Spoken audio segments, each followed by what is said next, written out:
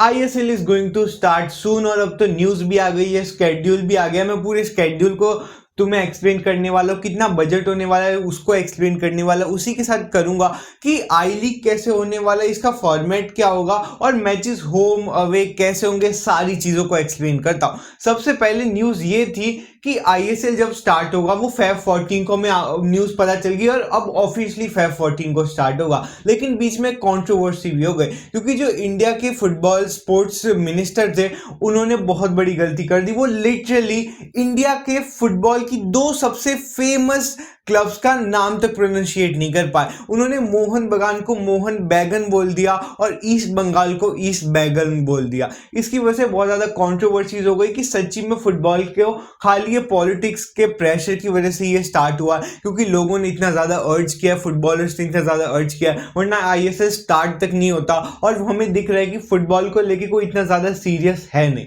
पर उसके अलावा जो ये स्टार्ट होने वाला है, मैं सबसे पहले तुम्हें बजट बता देता हूँ। जो आई लीग होने वाला है उसका भी बजट इसके साथ ही रिलीज हुआ है, तो मैं तुम्हें पिछले साल से कंपेयर करके बताता हूँ कि कितना बजट हुआ है। पिछले साल 2025 के अंदर जो ISL का बजट था और जो अब ISL का बजट है वो 1/3 है। मतलब इतना ज्यादा कम है, 36 करोड़ या 24 करोड़। मतलब रिपोर्ट्स तो यही कह रही है कि बजट इतना ज्यादा कम है कि सच्ची में नहीं पता कि इवेंट्स कैसे चलने वाले, ब्रॉडकास्टिंग राइट्स किसको देंगे और इतने कम बजट के अंदर सारी चीजें कैसे।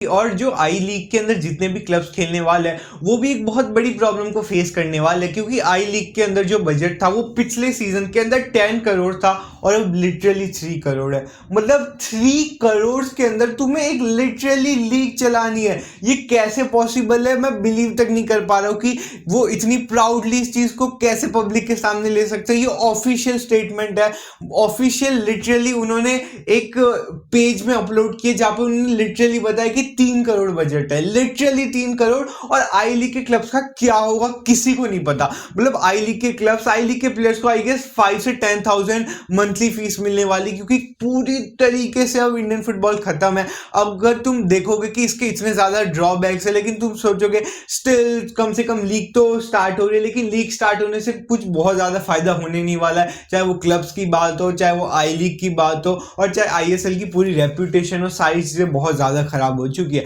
उसके अलावा जो इनका पूरा स्केड्यूल है, जो पूरा फॉर्मेट है वो भी बहुत ज्यादा कॉम्प्लेक्स कर दिया इन लोगों ने क्योंकि इन्हें पूरी लीग बहुत जल्दी रैप अप करनी है और इसकी वजह से जो होम अवे की चीज है वो बहुत ज्यादा पूरी तरीके से मैच्ड अप हो चुकी है। सारे क्लब्स को नहीं पता। ईस्ट बंगाल तो कह रहा था कि हम ISL के अंदर आएंगे ही नहीं। अभी भी क्लब्स को बहुत ज्यादा इंटरेस्टेड लग नहीं रहे और सच्ची में Feb 14 में अब 1 महीना ही बचा है अराउंड, और 1 महीने के अंदर क्लब्स कैसे रेडी होंगे, प्लेयर्स कैसे रेडी होंगे किसी को नहीं पता क्योंकि इन्होंने चीज तो बहुत जल्दी अनाउंस कर दी बिकॉज ऑफ प्रेशर जो कि ऊपर से आ रहा था और प्लेयर्स ने भी वीडियोस रिलीज कर दी that Indian football is in a crisis. लेकिन अभी भी वो क्राइसिस सॉल्व नहीं हुआ है ISL के आने से। अभी सिचुएशन और थोड़ी ज्यादा प्रॉब्लमेटिक हो सकती है क्योंकि अभी प्लेयर्स की प्रॉब्लम है, क्लब्स की प्रॉब्लम है, बजट की प्रॉब्लम है, ब्रॉडकास्टिंग की प्रॉब्लम्स है और अब हमें ये टाइम ही आंसर करेगा कि इन सारी चीजों को AIF।